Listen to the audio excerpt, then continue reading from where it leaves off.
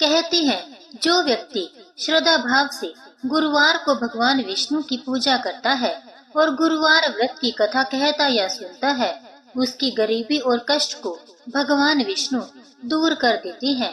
जीवन में सुख समृद्धि के लिए गुरुवार के दिन आप भी इस गुरुवार व्रत कथा को अवश्य सुने। तो आइए बड़े ही प्रसन्न मन से गुरुवार व्रत कथा का श्रवण करते हैं।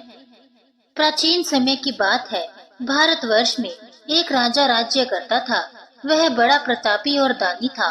वह नित्य गरीबों और ब्राह्मणों की सेवा सहायता करता था। वह प्रतिदिन मंदिर में भगवान दर्शन करने जाता था, लेकिन यह बात उसकी रानी को अच्छी नहीं लगती थी। वह न ही पूजन करती और न ही दान करने में उसका मन लगता था। एक दिन राजा शिकार खेलने वन को गए हुए थे, तो रानी और दासी महल में अकेली थी। उसी समय बृहस्पति देव साधु वेश में राजा के महल में भिक्षा के लिए गए और भिक्षा मांगी, तो रानी ने भिक्षा देने से मना कर दिया। रानी ने कहा कि हे साधु महाराज, मैं तो दान पुण्य से तंग आ गई हूँ। इस कार्य के लिए मेरे पति देव ही बहुत हैं। अब आप ऐसी कृपा करें कि सारा धन नष्ट हो जाए तथा मैं आराम से रह सकूं। साधु ने कहा, देवी तुम तो बड़ी विचित्र हो। धन और संतान से कौन दुखी होता है? इसकी तो सभी कामना करते हैं। पापी भी पुत्र और धन की इच्छा रखते हैं। अगर तुम्हारे पास अधिक धन है तो भूखे मनुष्यों को भोजन कराओ, प्याऊ लगवाओ, ब्राह्मणों को दान दो, कुआं तालाब बावड़ी बाग बगीचे आदि का निर्माण करवाओ, मंदिर पाठशाला धर्मशाला बनवा कर दान दो, निर्धनों की कुंवारी कन्याओं का विवाह करवाओ, साथ ही यज्ञ आदि कर्म करो, अपने धन को शुभ कार्यों में खर्च करो।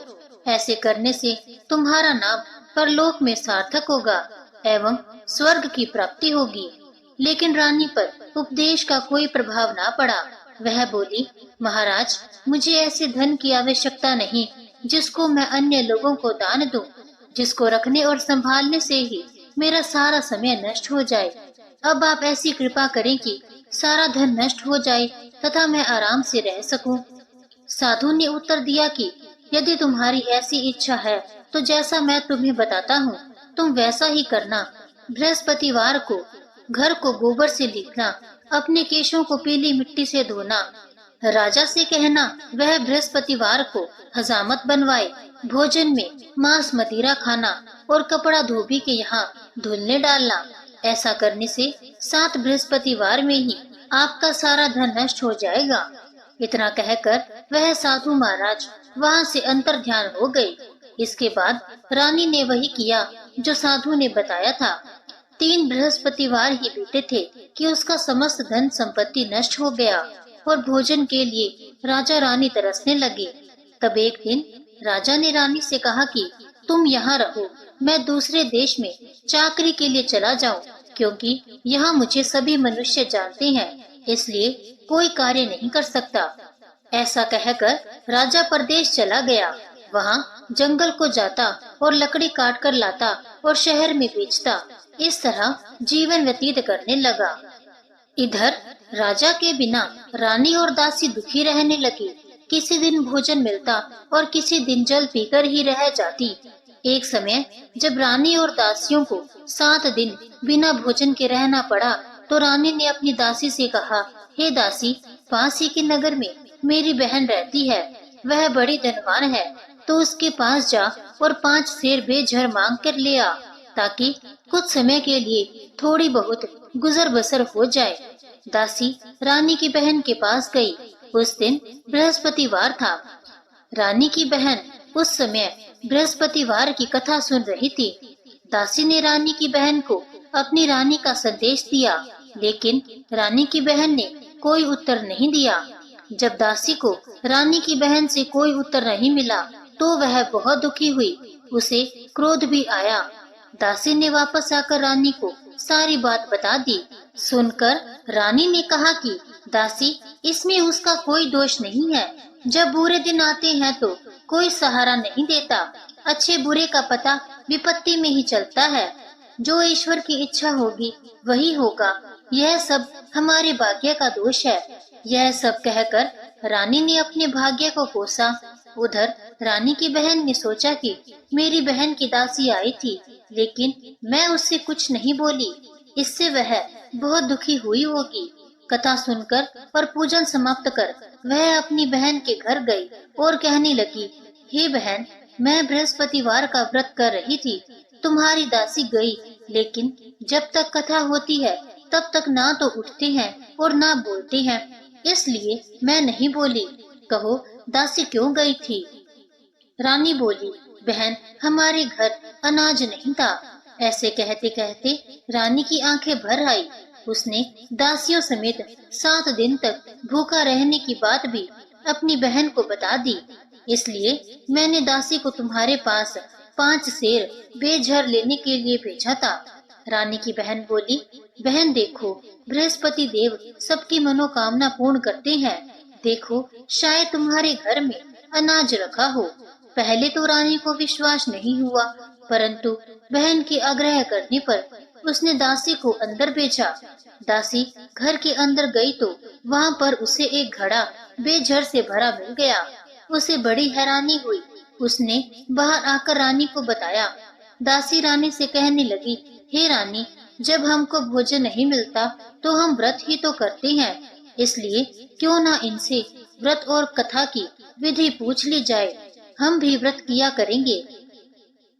दासी के कहने पर रानी ने अपनी बहन से बृहस्पति व्रत के बारे में पूछा। उसकी बहन ने बताया, बृहस्पतिवार के व्रत में चने की दाल, गुड़ और मुनक्का से विष्णु भगवान का केले के वृक्ष की जड़ में पूजन करें तथा दीपक जलाएं और फिर व्रत कथा सुने। उस दिन एक ही समय भोजन करें। भोजन में पीले खाद्य पदार्थ का सेवन जरूर करें, इससे गुरु भगवान प्रसन्न होते हैं, अन्न, पुत्र और धन का वरदान देते हैं, साथ ही सभी मनोकामनाएं पूर्ण करते हैं। और व्रत और पूजा की विधि बताकर रानी की बहन अपने घर लौट आई। रानी और दासी ने निश्चय किया कि बृहस्पति देव भगवान का पूजन जरूर करेंगे। 7 रोज बाद जब बृहस्पतिवार आया तो उन्होंने व्रत रखा। घुड़साल में जाकर चना और गुड़ बीन लाई तथा उसकी दाल से केले की जड़ तथा विष्णु भगवान का पूजन किया। अब पीला भोजन कहाँ से आए?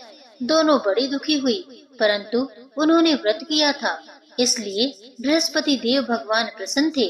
एक साधारण व्यक्ति के रूप में वे 2 थालों में पीला भोजन लेकर आए और दासी को देकर बोले, हे दासी, यह भोजन तुम्हारे और तुम्हारी रानी के लिए है, इसे तुम दोनों ग्रहण करना। दासी भोजन पाकर बहुत प्रसन्न हुई। उसने रानी से कहा, चलो रानी जी, भोजन कर लो। परंतु रानी को भोजन आने के बारे में कुछ भी नहीं पता था, इसलिए उसने कहा कि जा तू ही भोजन कर, क्योंकि तू व्यर्थ में हमारी हंसी उड़ाती है। तब दासी ने कहा, एक व्यक्ति भोजन दे गया है। तब रानी ने कहा, वह व्यक्ति तेरे लिए ही भोजन दे गया है, तो तू ही भोजन कर।